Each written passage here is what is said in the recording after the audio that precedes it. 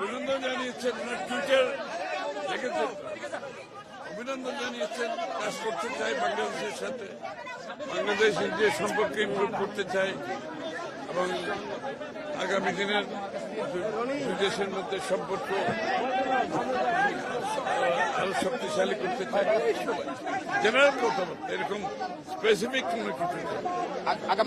আগামী মন্ত্রিসভা নিয়ে কোনো আলোচনা হয়েছে কিনা আপনাদের বৈঠকে? মন্ত্রিসভা নিয়ে কোনো আলোচনা হয়।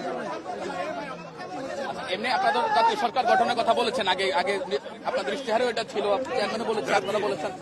মানে আমাদের সাথে যুগপথে যারা আন্দোলনে ছিল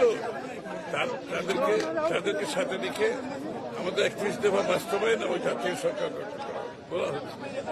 আচ্ছা, এই যে আপনাদের যে গণতান্ত্রিক বিজয় বলা যায়, আপনারা নেতারাও বলেছেন জনতার বিজয়, গণতন্ত্রের বিজয়, দীর্ঘ ফেসিবাদ বিরোধী আন্দোলন পর আপনাদের লড়াই সংগ্রামের যে প্রত্যাশা সেটা পূরণ হয়েছে।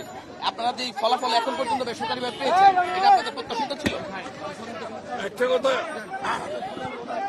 একটা কথা বুঝতে হবে যে বাংলাদেশের, এই কথাটা আমি প্রতিনিয়ত বলে যাচ্ছি, বাংলাদেশের যে কোনো কঠিন সময়ে, যে কোনো ক্রান্তি লগ্নে বাংলাদেশের মানুষ বারবার বাংলাদেশ জাতীয়তাবাদী দলের উপর আস্থা রেখেছে। এবারও সেই কাজটা বাংলাদেশের মানুষ বাংলাদেশ জাতীয়তাবাদী দল এবং তার নেতৃত্বের উপর আবারও আস্থা রেখেছে। বিগত দিনও ক্রান্তি লগ্নে কঠিন সময়ে যখনই আসছে সেটা বিএনপির উপর আস্থা রেখেছে। এবারও তারা তাই করেছে, কারণ তারা জানে একমাত্র বিএনপির মাধ্যমে যে কঠিন সময় থেকে আমাদের উত্তরণ ঘটাতে হলে বিএনপির মাধ্যমে সেটা করতে হবে, বিএনপির নেতৃত্বের মাধ্যমে সেটা করতে হবে। এবং বিএনপির নেতৃত্বে তারেক রহমান সাহেব উনি যে পরিকল্পনার কথা বলেছেন, যে প্ল্যানের কথা বলেছেন, এটা বাংলাদেশের জনগণ এদের উপর আস্থা রেখেছে। আমরা জয়ী হয়েছে বলছি না, কিন্তু আমরা বলছি আমরা বাংলাদেশের জনগণের আস্থা অর্জন করছি।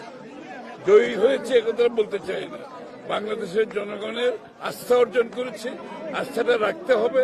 এটা অনেক বিশাল কাজ, আপনারা সবাই দোয়া করবেন।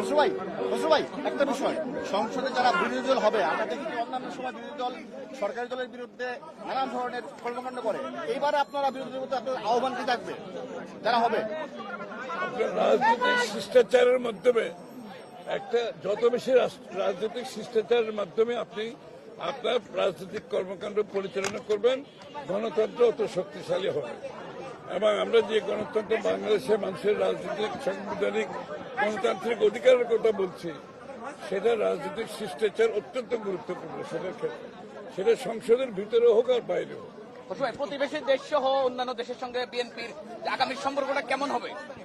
এটা বিগত দিনে সবসময় ছিল বিএনপির।